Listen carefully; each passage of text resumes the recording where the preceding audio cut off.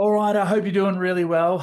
I'm super excited about this training. I've been working on this one for a little while, but we are going through the 3 questions to end money arguments. So if you argue about money at all with your spouse or partner, this is going to be incredibly valuable for you because we're going to go through a very simple technique based around 3 questions to put an end to those money arguments for you. So again, it's going to be valuable. Make sure you've got something to take notes on as we go through this training as well. So for those of you who don't know me, my name is Josh Redman, and I'm here because I help people just like yourself save crazy amounts of money in a short space of time, really to help you change your approach to money so you can build security and confidence, but also getting rid of any stress or anxiety around your situation at the moment. All right, so let's jump into it.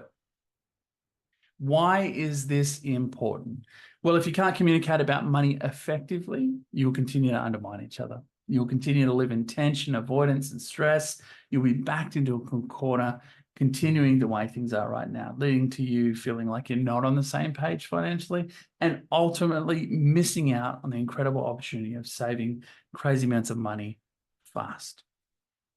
What we're covering is we're going to go into communication. We're going to break down communication, bring about some better understanding around communication, but we're also going to look at these 3 questions, the key questions you need to know, understand, and start using to really put an end to those money arguments. And we're actually going to go through an example tonight too, so you have an even greater understanding of those 3 questions and how to use them. Okay, I am making some important assumptions tonight. One is that you actually want to get better at communication around money. The next one is that you actually want to stop fighting about money. You actually want to save crazy amounts of money fast, but that you also love your partner and actually want to work together around money. And you're ready to take ownership of your situation. First up, we need to understand what communication looks like, okay? So this is a great breakdown. We've got the sender, message, and receiver. So any sort of communication has those 3 elements.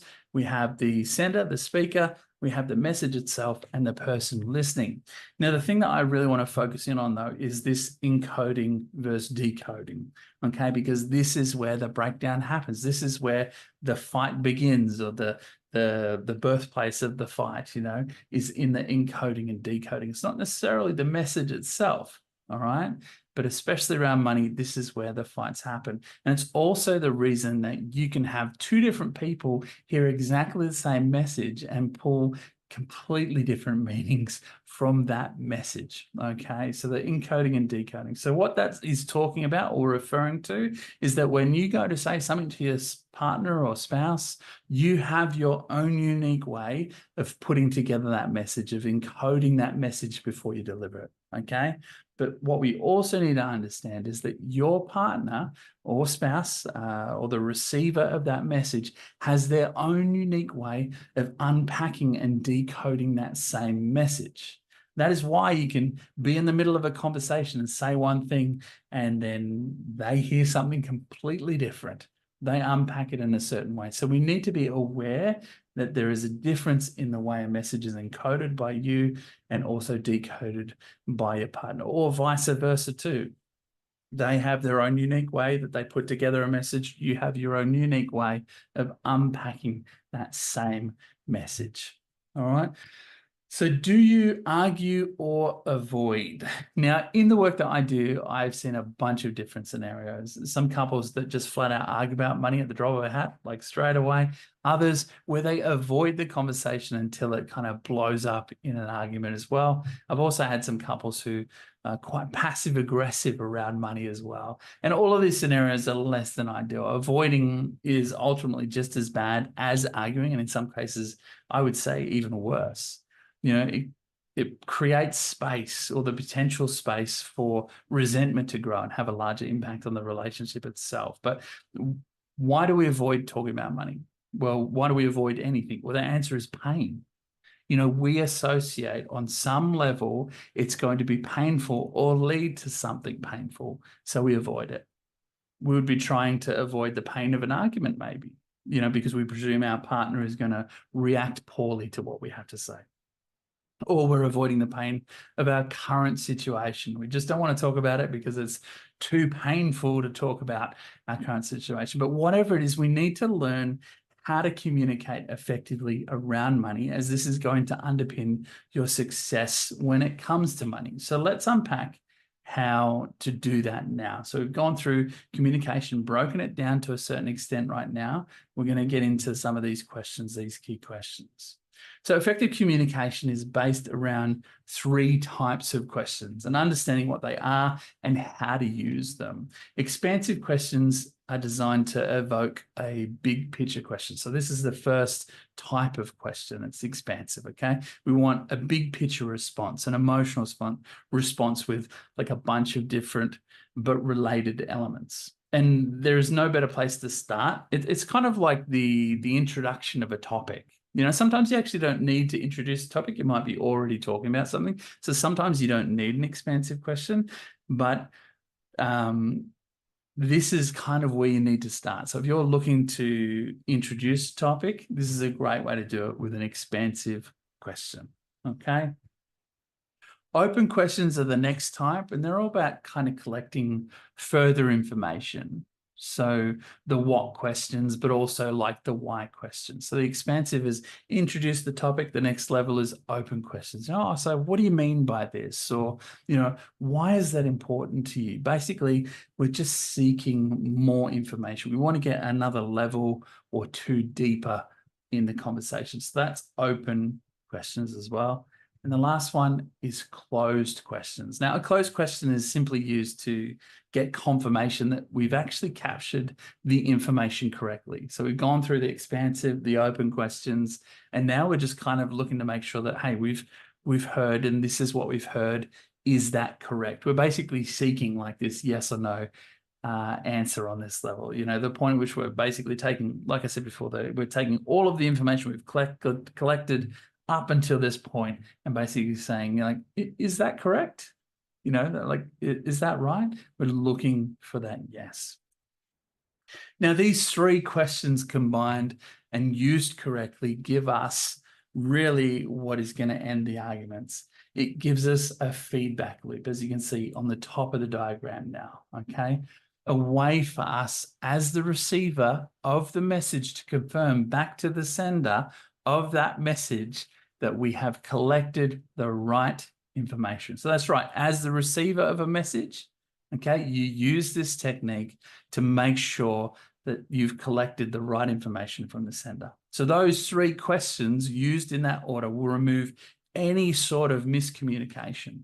Okay, they'll remove any sort of arguments by ensuring that we're hearing exactly what is being said. There's no confusion. So the thing that the feedback loop does is that ensures that we're decoding the message we're receiving the same way it was encoded. All right. But I obviously want to go through an example so it's a little bit clearer as well. So let's do that. Now, hopefully you can see that and read that, but we're going to go through that right now. So the example here, so the first question, which is the expansive question, is this: paint me a picture of where you would like to be financially in 12 months. Again, it's a topic introduction, okay? That's the stress point here. So the answer that you might get from your partner is, well, I want to be financially secure and have some money to do some fun things. This is a very common answer that I come across. And then we go, okay, so that's the expensive. Now we're moving into the open section as well. All right, the question that we go for next is that we say, well, what does financial security mean to you? We're gathering further information. So as you can see, they said they want to be financially secure. You kind of go, oh, okay, so what does that mean to you, right? And so then the answer is, well, I'd like to have some money in the bank so I don't have to be so stressed all the time, all right? Great answer, common answer, right? Okay, well, we need to get a little bit level, we need to go a little bit deeper. So we stay in the open section. We ask another question. Okay, well, how much money in the bank would make you feel secure and, you know, not have you stressed about money? Again, further information. That's what we're looking for. Answer: it would be great to have $40,000 in our savings account. Okay, cool. So we've gotten to a figure. We know what figure is associated with financial security for our partner or spouse. Now, the next open question here, and this is really interesting, but I've done this deliberately too in this example, is that now I'm using an open question to get further information about the second element to their answer from the expansive question. So I said, you said you want to do some fun things. What sort of things would you like to do? We're seeking further information about part 2 of their original expansive answer, okay? We're not missing anything here. We're getting further information. And they said, I'd love to be able to get away for a weekend randomly or even do something fun with the kids and it not stress me out. Okay. So then we've collected a whole bunch of new information. We're looking to close with this. So in 12 months, you'd like to have $40,000 saved so you can feel secure and do fun things as a family. Is that correct? We're looking for a yes. We're closing for a yes. The answer, yes, that's right. Okay, now this example is very much focused in on the what side of things, like what does financial security mean to you? How much money do you, like the very kind of literal, whereas you might come across, someone might say something, I'd like to be debt-free, right? That presents an opportunity for you to ask an open question in relation to why is being debt-free important to you and going into the why of it all and not just the what. So that's an important thing as well. But one thing I want to do right now is that I cannot stress enough that communication is a skill that you can always improve. I always joke about this idea of like when you think you're at a 9 or 10 out of 10 when it comes to this skill, you peek around the corner and see that there's 1,000 more levels for you to improve in this area because communication is absolutely a skill and there is no limit to how good you can get at this skill at all. But when you do this as well and you use this technique, I mean, the first few times, you're probably going to suck at it. Make space for that. Understand that you're not going to be fantastic at this straight away. But I want you to sit down and I want you to do it with a notepad, okay? Because there's every chance that you might ask an expansive question and you'll get like 4 different, topics within the one, like there was only 2 in this example. I kept it nice and simple, but what if debt-free was also added on there? Or what if, something else like looking after my mother or something was also on there as well. Like all of a sudden you've got 4 things that you need to follow up with open questions on. So we want to make sure that we address all of the subtopics that are introduced in an expansive answer with open questions. We need to go and kind of clarify to a point where we feel like we can close off the conversation to get that yes answer. Is that correct? And for them to turn around and say yes. So it's time to take action. All right. Now, communication is a skill that you can always improve. But I want you to consider right now where you are in your saving money journey. If you want to see what's possible for you, I want to encourage you to complete the Wealth Potential Calculator, to go to wealthpotentialcalculator.com there and complete the calculator. But also I want to encourage you to make some time sometime soon, right, to sit with your partner, to sit down and talk. And I want you to try this. I want you to ask an expansive question. And I want you to sit there and I want you to take notes because I want to see you improve your skill when it comes to communication, because I cannot stress that there is nothing in this world more rewarding than having a partner who feels heard and understood. Improving your communication goes an incredible way to increase the level of intimacy within your relationship as well. I see it with every couple that I work with who goes through this process, who gets better at communication, becomes closer together, becomes more intimate with each other. Their relationship, feels more aligned and in tune with each other. But look, if you need some more examples of expansive questions to get kicked off, I've got a few here as well. What does financially comfortable look like to you is a good one. Paint me a picture of where you'd like to be financially in the next 12 months, like in the example. What do you believe? Why? Oh, this is a really good one, actually. Why do you believe you find money so stressful?